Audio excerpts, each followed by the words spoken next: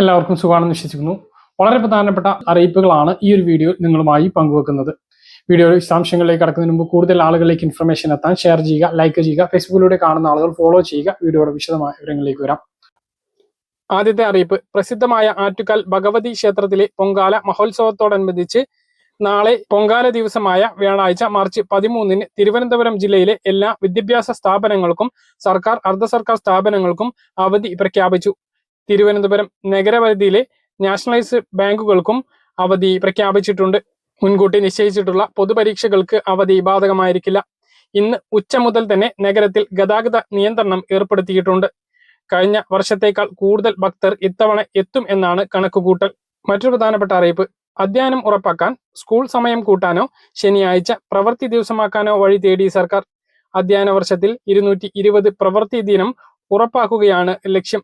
ഇതു സംബന്ധിച്ച് ഹൈക്കോടതിയിലുള്ള കേസിൽ 2 മാസത്തിനുള്ളിൽ തീരുമാനം എടുത്തിട്ടില്ലെങ്കിൽ കോടതിയലക്ഷ്യ നടപടി നേരിടേണ്ടി വരും എന്നാണ് വെല്ലുവിളി. ഈ അധ്യയന വർഷത്തിന്റെ തുടക്കത്തിൽ ശനിയാഴ്ച പ്രവൃത്തി ദിവസമാക്കി 220 അധ്യയന ദിനം ഉറപ്പിക്കാൻ ശ്രമിച്ചത് ഏറെ വിവാദമായിരുന്നു.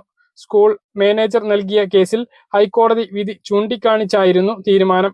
എന്നാൽ അധ്യാപക സംഘടനകൾ ഒറ്റക്കെട്ടായി എതിർത്തതോടെയാണ് ഇതിൽ നിന്ന് സർക്കാർ പിന്മാറിയിരുന്നത്. മറ്റൊരു അറിയിപ്പ്, ഗ്രാമീണ തൊഴിലുറപ്പ് പദ്ധതിയിൽ കേന്ദ്ര സർക്കാർ നൽകാനുള്ള കുടിശ്ശിക ലോക്സഭയിൽ ചൂണ്ടിക്കാട്ടി കെ രാധാകൃഷ്ണൻ എം പി. 439 കോടി രൂപയാണ് സംസ്ഥാനത്തിന് കുടിശ്ശിക നൽകാനുള്ളത് എന്ന് രാധാകൃഷ്ണൻ എം പി വ്യക്തമാക്കി. കേന്ദ്രം കഴിഞ്ഞ ബജറ്റുകളിലെല്ലാം കൂടുതൽ തുക പദ്ധതിക്കായി മാറ്റിവെക്കുന്നില്ല. കുടിശ്ശിക നൽകുന്ന കാര്യത്തിൽ മറുപടി നൽകണമെന്നും കെ രാധാകൃഷ്ണൻ എം പി ആവശ്യപ്പെട്ടു. ഡിസംബർ മുതൽ തൊഴിലുറപ്പുകാർക്കുള്ള വേതനം മുടങ്ങിക്കിടക്കുന്ന അവസ്ഥയാണുള്ളത്. ക്ഷേമ പെൻഷൻകാർ പ്രതീക്ഷയോടെ കാത്തിരുന്ന കേരള മുഖ്യമന്ത്രിയും കേന്ദ്ര ധനമന്ത്രിയുമായിട്ടുള്ള കൂടിക്കാഴ്ച ഇന്ന് നടന്നു. വയനാട് ധനസഹായം അടക്കമുള്ള വിഷയങ്ങളിൽ കേന്ദ്രമന്ത്രി നിർമ്മല സീതാരാമനുമായി മുഖ്യമന്ത്രി പിണറായി വിജയൻ കൂടിക്കാഴ്ച നടത്തി. വയനാടിന് പുറമെ വിഴിഞ്ഞം പദ്ധതിക്കുള്ള ധനസഹായം, കേരയിൽ GSTയിലെ പ്രശ്നങ്ങൾ, ആശാ വർക്കർമാരുടെ കുടിശ്ശിക, കേരളത്തിന് 12,500 കോടി രൂപ കടമെടുക്കാനുള്ള അനുമതി എന്നീ ആവശ്യങ്ങൾ ചർച്ച ചെയ്തു. ആവശ്യങ്ങൾ അനുഭാവപൂർവ്വം പരിഗണിക്കാമെന്ന് കേന്ദ്രമന്ത്രി ഉറപ്പ് നൽകി എന്നാണ് അറിയുന്നത്. കടമെടുക്കാനുള്ള അനുമതി ലഭിച്ചാലേ 18-ാം തീയതിയും 25-ാം തീയതിയും ഇനി ഒരു കടമെടുപ്പ് നടക്കുകയുള്ളൂ. ഇപ്പൊ മാർഗദീപം സ്കോളർഷിപ്പിന് കൂടുതൽ ആളുകൾക്ക് ലഭിക്കുന്നതിന് സൗകര്യമൊരുക്കിക്കൊണ്ട് വരുമാന പരിധി ഉയർത്തുകയും ദിവസം നീട്ടുകയും ചെയ്തിട്ടുണ്ട്.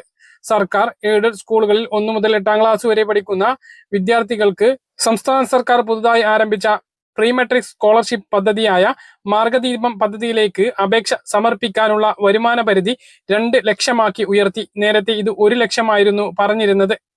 മാത്രമല്ല, അപേക്ഷിക്കാനുള്ള സമയപരിധി 12 നിന്നും 15 വരെ നീട്ടിയിട്ടുമുണ്ട്.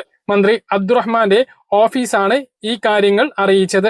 മാർഗദീപം സ്കോളർഷിപ്പ് 30% പെൺകുട്ടികൾക്കായി സംവരണം ചെയ്തിട്ടുണ്ട്. പെൺകുട്ടികളുടെ അഭാവത്തിൽ ആൺകുട്ടികളെയും പരിഗണിക്കുന്നതാണ്. മാർഗദീപം വെബ് പോർട്ടലിലൂടെ അപേക്ഷ സമർപ്പിക്കാം.